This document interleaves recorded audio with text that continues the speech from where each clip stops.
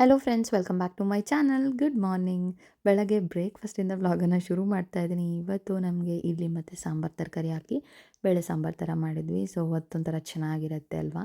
So idli ಜೊತೆಗೆ ತುಂಬ ಚೆನ್ನಾಗಿರುತ್ತೆ ಅಂತ ಹೇಳಿಬಿಟ್ಟು ಈ ಥರ ಮಾಡಿದ್ವಿ. ಸೊ ಬೆಳಗ್ಗೆ ಇವಾಗ ವ್ಲಾಗ್ ಕೂಡ ಶುರು ಮಾಡಿದ್ದೀನಿ. ಬನ್ನಿ ಇವತ್ತಿನ ವ್ಲಾಗ್ ಹೇಗೆ ಹೋಗುತ್ತೆ ನೋಡೋಣ.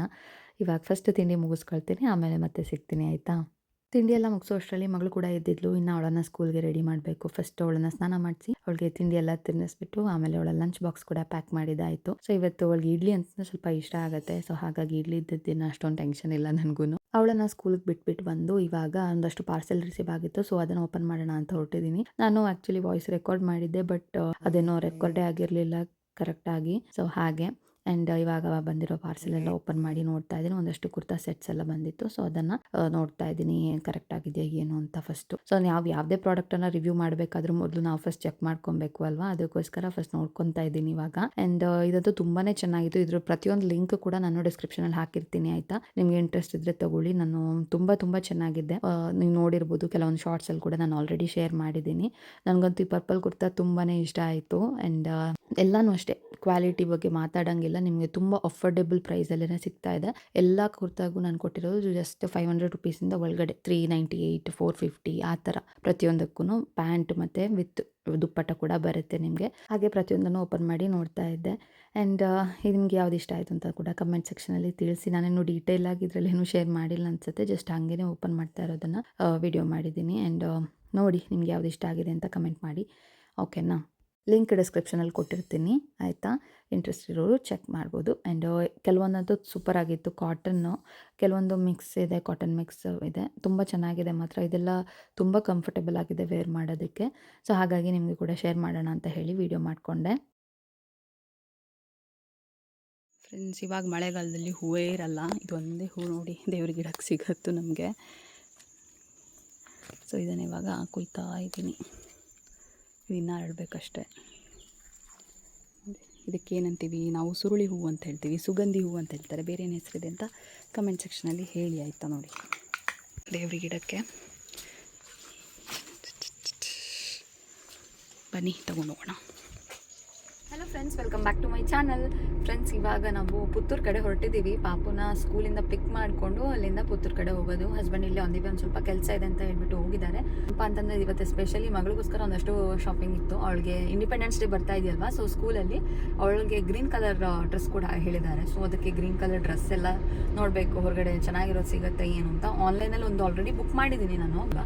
ಸೊ ಏನಕ್ಕೂ ಇರಲಿ ಅಂತ ಹೇಳ್ಬಿಟ್ಟು ನೋಡೋಣ ಅಂತ ಅಂದ್ಕೊಂಡಿದ್ದೀನಿ. ಪುತ್ತೂರಲ್ಲಿ ಒಂದಷ್ಟು ಅದಕ್ಕೆ ಮ್ಯಾಚಿಂಗ್ ಒಂದಷ್ಟು ಆಕ್ಸೆಸರೀಸ್ ಕೂಡ ಹೇಳಿದ್ದಾರೆ. ಸೊ ಅದೆಲ್ಲ ತೊಗೋಬೇಕು.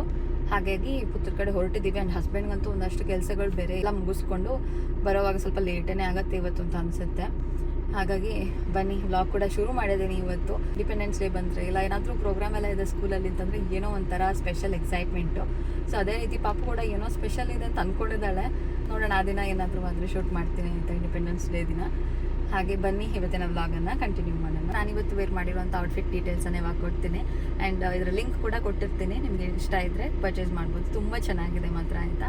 ಲಿಂಕನ್ನು ಶೇರ್ ಮಾಡ್ತೀನಿ. ನನ್ನ ಔಟ್ಫಿಟ್ ಯಾವ ಥರ ಇದೆ ಅನ್ನೋದನ್ನು ಕೂಡ ಶೇರ್ ಮಾಡ್ತೀನಿ, ನೋಡ್ಕೊಂಡು. ಫ್ರೆಂಡ್ಸ್, ಇವತ್ತಿನ ನನ್ನ ಔಟ್ಫಿಟ್ ಬಂದು ಈ ಥರ ಇದೆ. ಒಂಥರ ಆರೆಂಜ್ ಮತ್ತು ಎಲ್ಲೋ ಮಿಕ್ಸ್ ಟಾಪ್. ಇದು ಶಾರ್ಟ್ ಟಾಪ್ ವಿತ್ ಒಂದು ಬ್ಲ್ಯಾಕ್ ಕೊರಿಯನ್ ಪ್ಯಾಂಟನ್ನು ಹಾಕ್ಕೊಂಡಿದ್ದೀನಿ. ತುಂಬ ಚೆನ್ನಾಗಿ ಕಂಫರ್ಟೇಬಲ್ ಆಗಿತ್ತು ಕೂಡ. ನೀವೆಲ್ಲಾದರೂ ಈ ಥರ ಆಚೆ ಹೋಗ್ತೀರಾ ಅಂತಂದ್ರಲ್ಲ, ತುಂಬ ಕಂಫರ್ಟೇಬಲ್ ಆಗಿರುತ್ತೆ. ಸೊ ಇದರ ಲಿಂಕನ್ನು ಡಿಸ್ಕ್ರಿಪ್ಷನಲ್ಲಿ ಹಾಕಿದ್ದೀನಿ. ಇಂಟ್ರೆಸ್ಟ್ ಇರೋರು ಚೆಕ್ ಮಾಡಿ, ಆಯಿತಾ. ಫ್ರೆಂಡ್ಸ್, ಇವಾಗ ಪಪ್ಪುನ ಕರ್ಕೊಂಡು ನಾವು ಹೊರಟ್ವಿ ಪುತ್ತೂರು ಹತ್ರ. ಆಲ್ಮೋಸ್ಟ್ ಇವಳಿಗೊಂದು ರಿಂಗ್ ಬೇಕಂತೆ ಫ್ರೆಂಡ್ಸ್. ಹಾರ್ಟ್ ಶೇಪ್ದು ರಿಂಗ್ ಬೇಕಂತೆ. ನನ್ನ ಹತ್ರ ಒಂದಿತ್ತು, ಅದು ನೋಡ್ಬಿಟ್ಟು ನನಗೂ ಅದೇ ಥರದ್ದು ಬೇಕು ಅಂತ ಹೇಳ್ತಾ ಇದ್ದಾಳೆ. ಈ ಚಿಕ್ಕ ಮಕ್ಳ ಕೈಗೆಲ್ಲ ರಿಂಗ್ ಹಾಕ್ಸಿದ್ರೆ ಅಷ್ಟೇ, ಆಮೇಲೆ ಫ್ಯಾನ್ಸಿಯಿಂದ ತಗೋಬೇಕು ಇವತ್ತು. ಹಾಗೆ ಬನ್ನಿ ಹೋಗೋಣ. ಸೊ ಶಾಪಲ್ಲೇನು ನಾನು ಜಾಸ್ತಿ ವೀಡಿಯೋ ಮಾಡ್ಕೊಂಡಿಲ್ಲ. ಇವಾಗ ಫ್ಯಾನ್ಸಿ ಸ್ಟೋರ್ ಹತ್ರ ಬಂದಿದ್ದೀವಿ. ಸೊ ಇಲ್ಲಿ ಒಂದಷ್ಟು ಅವಳಿಗೆ ಮ್ಯಾಚಿಂಗ್ ಚೈನು ಆ ಥರದ್ದೆಲ್ಲ ಬೇಕು ಅಂತ ಹೇಳಿದರು. ಸೊ ಅದನ್ನೆಲ್ಲ ಹುಡುಕ್ತಾ ಇದ್ದೀನಿ. ಇವಳನ್ನು ಕರ್ಕೊಂಡು ಬಂದ್ರಂತೂ ಎಲ್ಲನೂ ಎಳಿಯೋಕ್ಕೆ ಹೊರಡ್ತಾಳೆ. ಅದು ಬೇಕು, ನನಗೆ ಇದು ಬೇಕು ಅಂತ. ಮೇಲೆ ಎಲ್ಲ ಹಾಕಿರ್ತಾರಲ್ವ ಐಟಮ್ಸ್, ಅದೆಲ್ಲ ನೋಡಿಬಿಟ್ಟಂತೂ ಸಿಕ್ಕಿದೆಲ್ಲ ಬೇಕು ಅಂತ ಹೇಳ್ತಾ ಇರ್ತಾಳೆ. ಹಾಗೆ ನನಗೂ ಒಂದಷ್ಟು ಐಟಮ್ಸ್ ಎಲ್ಲ ಬೇಕಿತ್ತು, ಅದೆಲ್ಲ ನೋಡಿಕೊಂಡು ತೊಗೊಂಡಿದ್ದಾಯಿತು.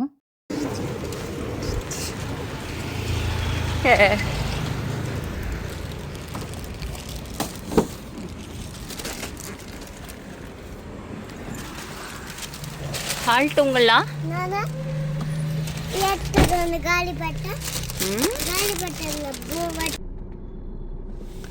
ಇತ್ತೆ ತಿರುಗು.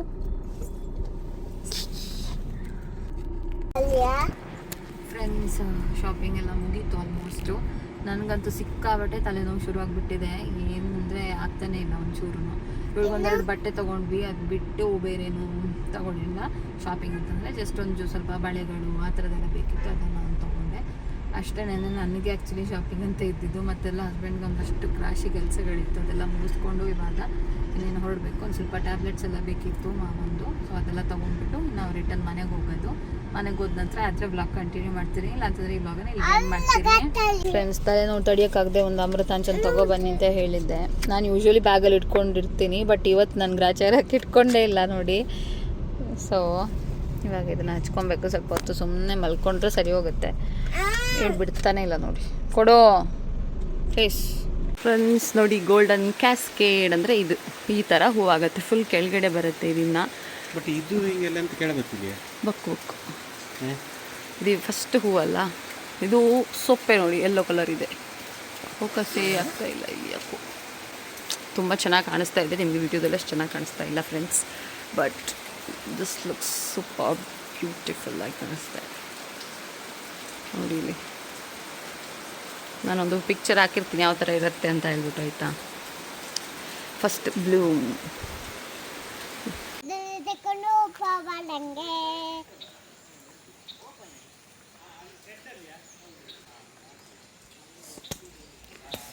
ಸೊ ನಮ್ಮ ನರ್ಸರಿ ಈ ಥರ ರೆಡಿ ಆಗಿದೆ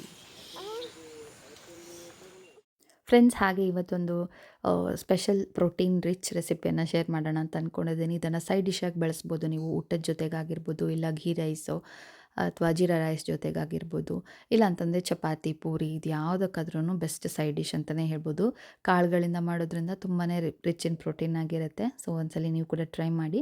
ಫಸ್ಟ್ ಇಲ್ಲಿ ನಾನು ಅಲಸಂದೆ ಕಾಳನ್ನು ಒಂದು ಸ್ವಲ್ಪ ಉಪ್ಪು ಹಾಕಿ ಬೇಯಿಸ್ಕೊಂಡಿದ್ದೀನಿ. ಒಂದು 2-3 ವಿಸಿಲ್ಗೆ ತುಂಬ ಚೆನ್ನಾಗಿ ಬೇಯುತ್ತೆ.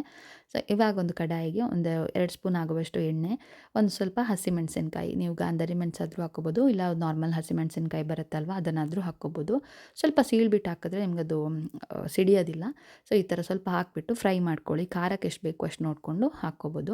ಖಾರ ಅಂದರೆ ಸ್ವಲ್ಪ ಹುರಿದಾಗ ಖಾರ ಕಡಿಮೆ ಆಗುತ್ತೆ. ಸೊ ನೋಡ್ಕೊಳ್ಳಿ, ಒಂದು ಸ್ವಲ್ಪ ಜಾಸ್ತಿನೇ ಹಾಕ್ಕೊಂಡಿದ್ದೀನಿ ನಾನು, ಸ್ವಲ್ಪ ಖಾರವಾಗಿ ಚೆನ್ನಾಗಿರುತ್ತೆ ಅಂತ. ಇವತ್ತು ನಾನು ಚಪಾತಿ ಮಾಡ್ತಾ ಇರೋದ್ರಿಂದ ಅದಕ್ಕೋಸ್ಕರ ಅಂತ ಮಾಡ್ತಾ ಇರೋದು. ಸೊ ಇದಿಷ್ಟನ್ನು ಸಪ್ರೇಟಾಗಿ ಎತ್ತಿಟ್ಕೊಂಡು ಒಂದು ಮಿಕ್ಸಿ ಜಾರ್ಗೆ ಹಾಕ್ಕೊಂಡಿದ್ದೀನಿ. ಮಿಕ್ಸಿ ಜಾರ್ಗೆ ಫ್ರೈ ಮಾಡಿರುವಂಥ ಹಸಿಮೆಣಸಿನ್ಕಾಯಿ, ಒಂದು ಸ್ವಲ್ಪ ಕರಿಬೇವು ಸೊಪ್ಪು, ಒಂದು 4-5 ಬೆಳ್ಳುಳ್ಳಿ ಎಸ್ಲು, ಸ್ವಲ್ಪ ಜೀರಿಗೆ, ಇದಿಷ್ಟನ್ನು ಹಾಕ್ಕೊಂಡು ರುಬ್ಕೊಳ್ತೀನಿ. ತರಿಯಾಗಿ ರುಬ್ಕೊಂಡ್ರೆ ಸಾಕು, ಇನ್ನು ನುಣ್ಣಗಾಗಬೇಕು ಅಂತ ಇಲ್ಲ, ಏನೂ ಇಲ್ಲ. ಇವಾಗ ಮತ್ತೆ ಅದೇ ಬಾಣಲೆಯಲ್ಲಿ ಎಣ್ಣೆ ಇರುತ್ತಲ್ವ, ಸೊ ಅದೇ ಎಣ್ಣೆಗೆ ನಾನೊಂದು ಸ್ವಲ್ಪ ಸಾಸಿವೆ ಹಾಕ್ಕೊಂಡಿದ್ದೀನಿ. ಹಾಕೇನೋ ಒಂಚೂರು ಜೀರಿಗೆ, ಇದಿಷ್ಟು ಹಾಕ್ಕೊಂಡು ಅದು ಚಟಪಟ ಅಂದಾಗ ಒಂದು ಸ್ವಲ್ಪ ಕರಿಬೇವು, ಒಣಮೆಣಸಿನ್ಕಾಯಿ ಇದನ್ನು ಹಾಕ್ಕೋಬೋದು. ಒಗ್ಗರಣೆಗೆ ನಾರ್ಮಲ್ ಏನೇನು ಹಾಕ್ತಿರೋ ಅದನ್ನು ಹಾಕ್ಕೋಬೋದು. ನಾನಿಲ್ಲಿ ಸಾಸಿವೆ, ಜೀರಿಗೆ, ಕರಿಬೇವು ಸೊಪ್ಪು ಇದಿಷ್ಟನ್ನು ಹಾಕ್ಕೊಂಡಿದ್ದೀನಿ. ಸೊ ಅದು ಸಿಡಿದ ನಂತರ ಅದಕ್ಕೆ ಹೆಚ್ಚಿರುವಂಥ ಈರುಳ್ಳಿ, ಸ್ವಲ್ಪ ದಪ್ಪಕ್ಕೆ ಹೆಚ್ಚಿದ್ರೂ ಓಕೆ, ಒಂದು 2 ಈರುಳ್ಳಿನ ತೊಗೊಂಡಿದ್ದೀನಿ, ಸಣ್ಣದಕ್ಕಿತ್ತು ಅಂತ ಹೇಳಿಬಿಟ್ಟು. ಸೊ ಈರುಳ್ಳಿ ಹಾಕಿ ಒಂದು ಸ್ವಲ್ಪ ಹೊತ್ತು ಚೆನ್ನಾಗಿ ಬಾಡಿಸ್ಕೊಳ್ಳಿ. ಇದನ್ನು ನೀವು ಡ್ರೈ ಆಗಿ ಪಲ್ಯದ ಥರ ಕೂಡ ಮಾಡ್ಬೋದು, ಇಲ್ಲ ಗೊಜ್ಜು ಥರ ಸ್ವಲ್ಪ ನೀರಾಗಿ ಚಪಾತಿ ಜೊತೆಗೆಲ್ಲ ನೆಂಚ್ಕೊಳ್ಳೋ ಥರ ಕೂಡ ಮಾಡ್ಕೊಬೋದು. ಸೊ ನಾನಿಲ್ಲಿ ಸ್ವಲ್ಪ ಗೊಜ್ಜು ಥರ ಮಾಡ್ತಾ ಇರೋದ್ರಿಂದ ಸ್ವಲ್ಪ ಈರುಳ್ಳಿ, ತರಕಾರಿ ಎಲ್ಲ ಸ್ವಲ್ಪ ಜಾಸ್ತಿ ಹಾಕ್ಕೊಂಡಿದ್ದೀನಿ, ಚೆನ್ನಾಗಿರುತ್ತೆ ಅಂತ ಹೇಳಿಬಿಟ್ಟು. ಕಾಳು ಯಾವತ್ತು ಯಾವ ಕಾಳನ್ನಾದರೂ ಯೂಸ್ ಮಾಡ್ಬೋದು. ನಾನಿವತ್ತು ಅಲಸಂದೆ ಕಾಳನ್ನು ಯೂಸ್ ಮಾಡಿದ್ದೀನಿ. ಇಲ್ಲ ಅಂತಂದರೆ ನೀವು ಕಪ್ಪು ಕಡಲೆ ಬರುತ್ತಲ್ವ, ಕಡಲೆ ಕಾಳಾಗಿರ್ಬೋದು, ಹೆಸರು ಕಾಳು, ಯಾವುದ್ರಲ್ಲಾದ್ರೂ ಮಾಡ್ಕೋಬೋದು. ಈ ಥರ ಕಾಳುಗಳಲ್ಲಿ ಜಾಸ್ತಿ ಪ್ರೋಟೀನ್ ಇರೋದ್ರಿಂದ ತುಂಬಾ ಒಳ್ಳೆಯದು ಆರೋಗ್ಯಕ್ಕೆ. ಆ್ಯಂಡ್ ವೆಜಿಟೇರಿಯನ್ಸ್ಗೆ ಪ್ರೋಟೀನ್ ಸೋರ್ಸು ಸ್ವಲ್ಪ ಕಡಿಮೆನೇ ಸಿಗೋದು. ಸೊ ಹಾಗಾಗಿ ಆದಷ್ಟು ಕಾಳುಗಳು, ಬೇಳೆಗಳನ್ನು ಯೂಸ್ ಮಾಡೋದ್ರಿಂದ ಪ್ರೋಟೀನ್ ನಮ್ಮ ದೇಹಕ್ಕೆ ಚೆನ್ನಾಗಿ ಸಿಗುತ್ತೆ. ಸೊ ಇದು ಯಾವಾಗ ಈರುಳ್ಳಿ ಒಂದು ಸ್ವಲ್ಪ ಕಲರ್ ಚೇಂಜ್ ಆಗಿದೆ ಅಂತ ಅಂದಾಗ ನಾನಿಲ್ಲಿ ಒಂದು 2 ಸಣ್ಣ ಟೊಮೆಟೊನ ಸೇರಿಸ್ಕೊಂಡಿದ್ದೀನಿ, ಸಣ್ಣದಾಗಿ ಕಟ್ ಮಾಡಿಕೊಂಡು. ಈ ಟೈಮಲ್ಲೇ ನಾವು ರುಬ್ಬಿರೋ ಅಂತಹ ಮಸಾಲೆ ಇದೆಯಲ್ವ ಅದನ್ನು ಸೇರಿಸ್ಕೊಳ್ತಾ ಇದ್ದೀನಿ. ಮಸಾಲೆ ಅಂತೂ ಒಂದು ಒಳ್ಳೆ ಘಮ ಇರುತ್ತೆ, ಆಯಿತಾ. ನಾವು ಮೆಣಸಿನ್ಕಾಯಿ ಫ್ರೈ ಮಾಡಿ ಹಾಕೋದ್ರಿಂದನೇ ತುಂಬ ರುಚಿ ಇದಕ್ಕೆ. ಸೊ ಫ್ರೈ ಮಾಡಿ ಹಾಕ್ಕೋಬೇಕು, ಅದೊಂಥರ ಟೇಸ್ಟ್ ಚೆನ್ನಾಗಿರುತ್ತೆ. ಸೊ ಚೆನ್ನಾಗಿ ಬರುತ್ತೆ, ಮಾತ್ರ ಆ ಅರೋಮಾ ತುಂಬ ಚೆನ್ನಾಗಿದೆ. ಸೊ ಇವಾಗ ಈ ಟೈಮಲ್ಲಿ ಅದನ್ನು ಹಾಕಿಬಿಟ್ಟು ಮತ್ತೆ ಫ್ರೈ ಮಾಡ್ತಾ ಇದ್ದೀನಿ. ಒಂದು ಸ್ವಲ್ಪ ಉಪ್ಪು ಮತ್ತು ಅರಶಿನ ಹಾಕಿ ಮುಚ್ಚಿ ಬೇಯಿಸ್ತಾ ಇದ್ದೀನಿ. ಟೊಮೆಟೊ ಎಲ್ಲ ತುಂಬ ಚೆನ್ನಾಗಿ ಸಾಫ್ಟಾಗಿ ಬೇಯೋ ತನಕ ಚೆನ್ನಾಗಿ ಬೇಯಿಸ್ಕೊಳ್ಳಿ. ಟೊಮೆಟೊ ಎಲ್ಲ ಬೇಯುವಷ್ಟರಲ್ಲಿ ಕಾಳು ಕೂಡ ಚೆನ್ನಾಗಿ ಬೆಂದು ತಣ್ಣಗಾಗಿತ್ತು. ಸೊ ಅದನ್ನು ನಾನು ಇವಾಗ ತೋರಿಸ್ತಾ ಇದ್ದೀನಿ ನೋಡಿ ಎಷ್ಟು ಚೆನ್ನಾಗಿ ಬೆಂದಿದೆ ಅಂತ. ನೀವು ರಾತ್ರಿನೇ ನೆನೆಸಿಟ್ರೆ ಮಧ್ಯಾಹ್ನಕ್ಕೆ ಆರಾಮ್ಸೆ ಮಾಡ್ಕೋಬೋದು, ಇಲ್ಲ ಸಂಜೆಗೂ ಕೂಡ ಚೆನ್ನಾಗಿರುತ್ತೆ. ರಾತ್ರಿ ಚಪಾತಿ ಜೊತೆಗೆಲ್ಲ ತುಂಬ ರುಚಿಯಾಗಿರುತ್ತೆ. ಸೊ ಒಂದು ಸ್ವಲ್ಪ ಕಾಳನ್ನು ಎತ್ತಿಟ್ಕೊಂಡು ಅದನ್ನು ಸ್ವಲ್ಪ ರುಬ್ಕೊಂಡಿದ್ದೀನಿ ಹಾಗೆಯೇ. ಇದು ಗ್ರೇವಿ ಕನ್ಸಿಸ್ಟೆನ್ಸಿ ಚೆನ್ನಾಗಿ ಬರುತ್ತೆ ಅಂತ. ನೀವು ಪಲ್ಯದ ಥರ ಮಾಡ್ತೀರಾ ಅಂತಂದರೆ ಈ ಥರ ಮಾಡೋ ಅವಶ್ಯಕತೆ ಇಲ್ಲ. ಡ್ರೈ ಆಗಿ ಮಾಡ್ತೀರಾ ಅಂತಂದರೆ ನಾನು ಚಪಾತಿಗೆ ಮಾಡ್ತಾ ಇರೋದ್ರಿಂದ ಈ ಥರ ಮಾಡ್ತಾ ಇದ್ದೀನಿ ಅಷ್ಟೇ. ಇವಾಗ ನೋಡಿ ಟೊಮೆಟೊಸ್ ಕೂಡ ಚೆನ್ನಾಗಿ ಬೆಂದಿದೆ. ಈ ಟೈಮಲ್ಲಿ ನಾವು ಬೇಯಿಸಿರುವಂಥ ಕಾಳನ್ನು ಸೇರಿಸ್ಕೊಳ್ತಾ ಇದ್ದೀನಿ. ಕಾಳು ಬೇಯಿಸಿರುವಂಥ ನೀರನ್ನು ವೇಸ್ಟ್ ಮಾಡಬೇಡಿ, ಅದನ್ನು ಕೂಡ ಹಾಕ್ಕೊಳ್ಳಿ. ಸೊ ನೀವು ಪಲ್ಯ ಥರ ಮಾಡ್ತೀರಾ ಅಂತಂದರೆ ಸ್ವಲ್ಪ ಕಡಿಮೆ ನೀರಿಟ್ಟೇ ಕಾಳನ್ನು ಬೇಯಿಸ್ಕೊಳ್ಳಿ. ಆ ನೀರನ್ನು ಕೂಡ ಸೇರಿಸ್ಕೊಂಡು ಡ್ರೈ ಮಾಡಿಕೊಂಡ್ರೆ ಆಯಿತು ಅಷ್ಟೇ. ಸೊ ನಾನಿಲ್ಲಿ ಉಪ್ಪು ಹಾಕಿದ್ದೀನಿ ಕಾಳಿಗೆ. ಸೊ ಇವಾಗೇನು ಜಾಸ್ತಿ ಉಪ್ಪನ್ನು ಸೇರಿಸ್ಕೊಂಡಿಲ್ಲ, ಜಸ್ಟ್ ಆವಾಗ ಒಂದು ಸ್ವಲ್ಪ ಟೊಮೆಟೊಗೆ ಎಷ್ಟು ಬೇಕೋ ಅಷ್ಟು ಉಪ್ಪನ್ನು ಹಾಕಿದ್ದೆ ಅಷ್ಟೇ. ಮತ್ತೇನು ಉಪ್ಪು ತಿರ್ಗಾ ಹಾಕ್ಕೊಳ್ಳಲ್ಲ. ನೀವು ಟೇಸ್ಟ್ ಚೆಕ್ ಮಾಡಿಕೊಂಡು ಬೇಕು ಅಂತಂದರೆ ಹಾಕ್ಕೋಬೋದು. ಇವಾಗ ನಾನು ಖಾರದ ಪುಡಿನ ಸೇರಿಸ್ಕೊಳ್ತಾ ಇದ್ದೀನಿ. ಆಲ್ರೆಡಿ ಹಸಿಮೆಣಸಿನಕಾಯಿ ಹಾಕ್ಕೊಂಡಿದ್ದೀನಿ, ಬಟ್ ಆದರೂ ಒಂದು ಸ್ವಲ್ಪ ಖಾರ ಕಮ್ಮಿ ಅಂತ ಅನ್ನಿಸ್ತು. ಕಾಳೆಲ್ಲ ಸ್ವಲ್ಪ ಖಾರ ಜಾಸ್ತಿ ಇಳಿಯುತ್ತೆ, ಹಾಗಾಗಿ ಒಂದು ಸ್ಪೂನ್ ಆಗೋವಷ್ಟು ಖಾರದ ಪುಡಿ ಹಾಕ್ಕೊಂಡಿದ್ದೀನಿ. ಆ್ಯಂಡ್ ಅದ್ರ ಜೊತೆಗೇ ನಾವು ಇಲ್ಲಿ ಪೇಸ್ಟ್ ಮಾಡಿರ್ತೀವಲ್ವ ಕಾಳನ್ನು, ಅದನ್ನು ಸೇರಿಸ್ಕೊಳ್ತಾ ಇದ್ದೀನಿ. ಇದನ್ನು ಹಾಕೋದ್ರಿಂದ ಗ್ರೇವಿ ಕನ್ಸಿಸ್ಟೆನ್ಸಿ ಚೆನ್ನಾಗಿರುತ್ತೆ ಆಯಿತಾ. ನೀರಾಗಿ ಕಾಳು ಬೇರೆ ಗೊಜ್ಜು ಬೇರೆ ಆ ಥರ ಆಗಲ್ಲ.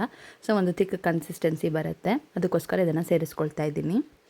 ಸೊ ಇದು ನೋಡಿ ಚೆನ್ನಾಗಿ ಒಂದು 5 ನಿಮಿಷ ಲೋ ಫ್ಲೇಮಲ್ಲಿಟ್ಟು ಕುದಿಸ್ಕೊಂಡಿದ್ದೀನಿ. ನೋಡಿ ಎಷ್ಟು ಚೆನ್ನಾಗಿ ಕನ್ಸಿಸ್ಟೆನ್ಸಿ ಬಂದಿದೆ. ಆ್ಯಂಡ್ ಕಲರ್ ಕೂಡ ಅಷ್ಟೇ ಚೆನ್ನಾಗಿ ಬಂದಿದೆ, ತುಂಬಾ ರುಚಿಯಾಗಿರುತ್ತೆ. ಲಾಸ್ಟಲ್ಲಿ ಒಂದು ಸ್ವಲ್ಪ ಕೊತ್ತಂಬರಿ ಸೊಪ್ಪು ಹಾಕ್ಕೊಂಡ್ರೆ ತುಂಬಾ ರುಚಿಯಾಗಿರುವಂಥ ಕಾಳು ಗೊಜ್ಜು ಅಥವಾ ಕಾಳು ಗ್ರೇವಿ ರೆಡಿ ಆಗುತ್ತೆ. ಯಾವ ಕಾಳಿಂದ ಕೂಡ ಮಾಡ್ಕೋಬೋದು.